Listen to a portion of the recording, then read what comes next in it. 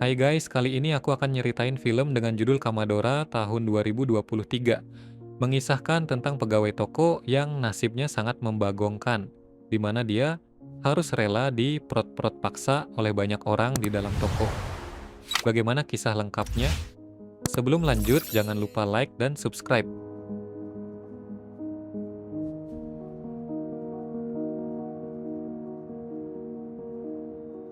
Terlihat dua orang pria sedang membawa mayit. Mereka disuruh oleh seorang wanita yang memakai hoodie hitam. Adegan lalu beralih pada wanita bernama Jessica. Dia hidup rukun dengan pemilik kos-kosan yang bernama Bu Adeng. Ada juga anak Bu Adeng yang masih SMA bernama Abner. Jessica diperlakukan dengan baik, bahkan sudah dianggap seperti anak oleh Bu Adeng. Sebelum kerja, Bu Adeng masak makanan kesukaan Jessica. Selesai sarapan, Jessica langsung berangkat ke tempat kerja. Dia bertugas sebagai pramuniaga di sebuah toko yang cukup besar. Sambil dandan, Jessica menyempatkan bergosip dengan dua sahabatnya yaitu Melay dan Inday.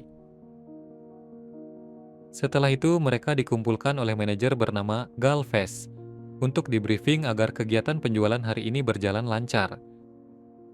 Saat Jessica sedang memeriksa rak barang, dia melihat seorang wanita yang sangat mencurigakan. Sebut saja namanya Yuli.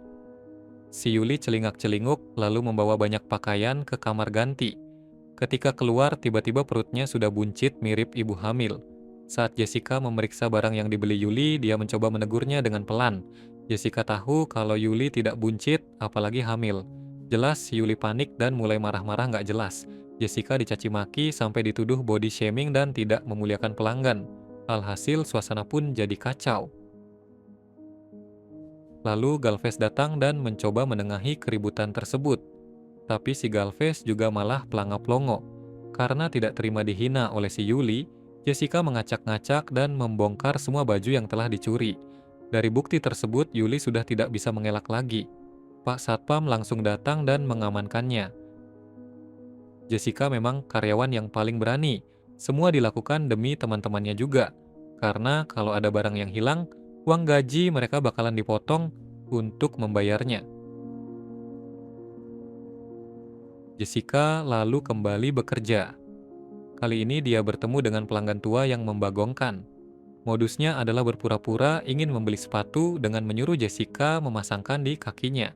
Tentu saja Jessica tahu kalau bapak tua ini hanya ingin melihat pepaya kembarnya saja.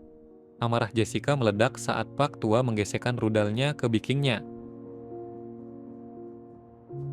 Lalu Galvez datang dan menyuruh Melay menggantikan Jessica melayani Pak tua itu. Karena dianggap telah mengacau, Jessica dipanggil ke ruangan Galvez. Di sini Jessica diingatkan untuk selalu mengalah kepada para pembeli karena pembeli adalah raja. Jessica mencoba memberikan pembelaan, namun semua itu sia-sia. Bahkan Galvez berniat memecat Jessica. Melihat Jessica yang makin tersudutkan, Galvez malah memanfaatkan situasi. Galvez yang kepincut dengan pepaya kembar Jessica mengajukan syarat.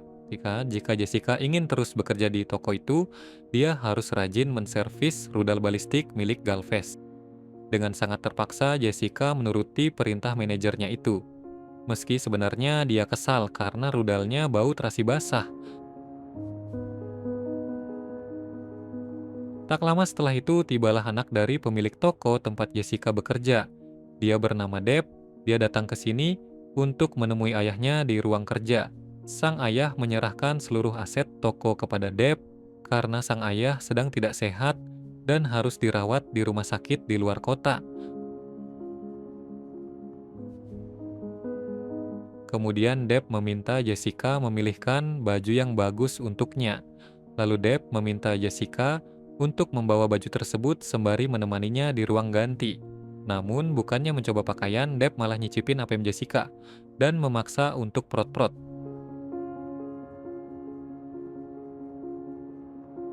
Hingga sore hari tiba dan pekerjaan Jessica telah selesai. Jessica dijemput oleh pacarnya yang bernama Roman. Dia berprofesi sebagai seorang polisi. Kemudian Roman mengajak Jessica untuk jalan-jalan sore. Namun dia menolak karena ternyata Roman sudah mempunyai istri. Usut punya usut, ternyata Jessica terpaksa menjadi pacarnya Roman. Lebih tepatnya, Jessica ditawan Roman sejak beberapa tahun lalu. Dari percakapan mereka diketahui kalau ayahnya Jessica telah dipenjara, dan hanya Roman saja yang tahu di sel mana ayah Jessica berada. Jessica juga punya banyak hutang kepada Roman. Karena itu dia diperlakukan bagai budak dan sering diprot-prot seenaknya.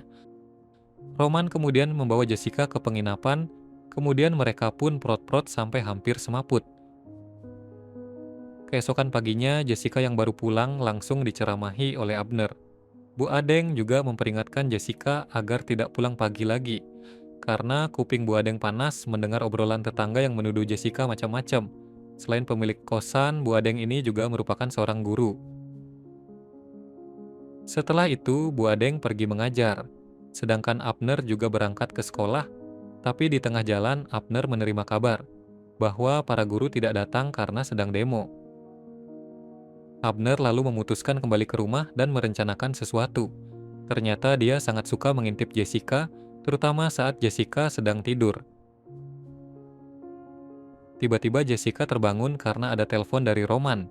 Di sini Roman menyuruh Jessica mengemasi barang-barang dan mengajaknya pergi dari tempat tersebut. Lalu Jessica pergi ke kamar mandi untuk mandi dan bersih-bersih. Kebetulan hari itu dia baru saja datang bulan. Kocaknya di kamar mandi, Jessica malah melihat Abner yang sedang olahraga jari. Melihat itu, Jessica pun tertawa dan memaklumi apa yang dilakukan oleh remaja seperti Abner.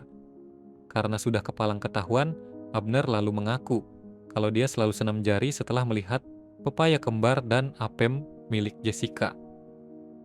Di sana kemudian Jessica dengan senang hati mengajarkan Abner cara prot-prot yang baik dan benar. Namun sayangnya Jessica sedang halangan dan hanya menggunakan rudal balistik Abner untuk karaoke saja. Lagi enak-enaknya, tiba-tiba Bu Adeng pulang, padahal rudal Abner belum nyembur. Jessica lalu mengemasi semua barang-barangnya, kemudian berpamitan kepada Bu Adeng. Akala ko ba wala kang pasok ngayon, tsaka Di sisi lain terlihat Inday yang sedang bernegosiasi dengan Galvez. Dia meminta maaf karena belum bisa melunasi semua hutangnya. Inday lalu membayarnya dengan mengajak Galvez prot-prot. Ketika hari mulai malam, semua karyawan bersiap pulang. Seperti biasa, Roman datang dan menanyakan keberadaan Jessica. Karyawan lain lalu memberitahu jika hari ini Jessica sedang libur, jadi tidak masuk kerja. Namun Roman tidak percaya. Kemudian dia memanggil Galvez untuk menanyakan Jessica. Setelah basa-basi, Roman langsung menghajar Galvez. Rupanya Roman sudah tahu tentang perlakuan busuk Galvez pada Jessica dan karyawan wanita lainnya. Di tengah kerusuhan, ada seorang yang menyelinap masuk lewat parkiran. Ternyata itu adalah Jessica. Dia sengaja membakar panel listrik dan menyebabkan toko kebakaran. Kemudian ia pergi ke ruang berangkas untuk mengambil semua uang dan surat-surat penting lainnya. Saat Jessica hendak pergi, ia melihat Melay tewas ditembak oleh si Roman. Roman lalu datang. Ternyata dia bekerja sama dengan Jessica untuk membuat kekacauan ini. Jelas Jessica tidak tega melihat sahabatnya menjadi korban. Lalu Jessica menyelipkan kartu identitas beserta dompetnya pada jasad Melay, agar orang-orang mengira itu adalah Jessica. Semua yang telah Jessica lakukan sudah direncanakan matang-matang oleh Deb, bahkan bertahan dengan Roman pun merupakan bagian dari rencananya. Kejadian ketika Jessica ribut dengan pelanggan merupakan tindakan yang disengaja. Tujuannya agar manajer memanggilnya dan Jessica bisa tahu di mana berkas audit dan berangkas penting disimpan. Setelah tempat diketahui, dia bekerja sama dengan Roman untuk mencuri berangkas dan membakar toko. Dengan cara itu, Deb bisa mendapat uang asuransi, serta menyelamatkan toko dari kebangkrutan. Rencana mereka berjalan dengan lancar. Jessica dan Deb lalu bersantai di suatu tempat untuk merayakan keberhasilan mereka. Sayangnya, di sini Deb mengabarkan kalau mereka harus berpisah dan tidak boleh bertemu lagi. Dengan begitu, Deb berharap rencana mereka tidak diketahui oleh orang lain. Sebagai imbalan atas kerja keras Jessica, Deb memberikan uang yang banyak. Tidak lupa mereka pun prot-prot dengan barbar sebagai tanda perpisahan. Scene kemudian flashback dan memperlihatkan masa lalu Jessica yang kelam. Kala itu ibu si Jessica selingkuh dengan seorang pria yang berprofesi sebagai pembunuh bayaran. Namanya Dom. Setiap hari, Jessica dan ibunya bertugas untuk membereskan para korban kekejaman Dom. Sampai pada suatu malam, Dom yang konek pun dengan kampretnya ngeprot-prot paksa Jessica. Tiba-tiba ayahnya Jessica datang menyelamatkan, dan terjadilah perkelahian di antara mereka. Dom tak sengaja menghabisi ibunya, Jessica, dengan pistol. Melihat itu, Jessica murka dan menusuk Dom hingga mudik ke alam akhirat. Naluri seorang ayah yang selalu ingin melindungi anaknya membuat dia menutupi kasus Jessica dan mengaku sebagai orang yang menghabisi Dom. Ayahnya Jessica ditangkap oleh polisi yang tak lain adalah Roman. Mendengar Jessica tidak mempunyai keluarga lagi, Roman memanfaatkan situasi agar bisa prot-prot sama Jessica. Dari sinilah awal perkenalan Jessica, sekaligus awal penderitaan tiada akhir untuk dirinya. Setelah mendapatkan uang, Jessica menebus para polisi korup. Dia lalu menelpon Roman dan memberitahu bahwa Jessica sedang menuju penjara tempat ayahnya berada. Roman tak bisa lagi memeras Jessica karena dia sudah membayar semua hutangnya. Setibanya di lokasi, Jessica langsung menanyakan keberadaan ayahnya. Namun sang ayah sudah meninggal akibat terkena virus COVID-19. Mendengar hal itu, Jessica sangat bersedih karena belum sempat bertemu dengan ayahnya. Beberapa hari berlalu, Jessica bertemu dengan dua orang laki-laki di awal film. Mereka membawa kantong mayit dan ternyata isinya adalah Roman. Jessica sengaja menyuruh orang lain untuk mengeksekusi Roman sebagai pembalasan atas perlakuan buruk yang dia terima selama ini.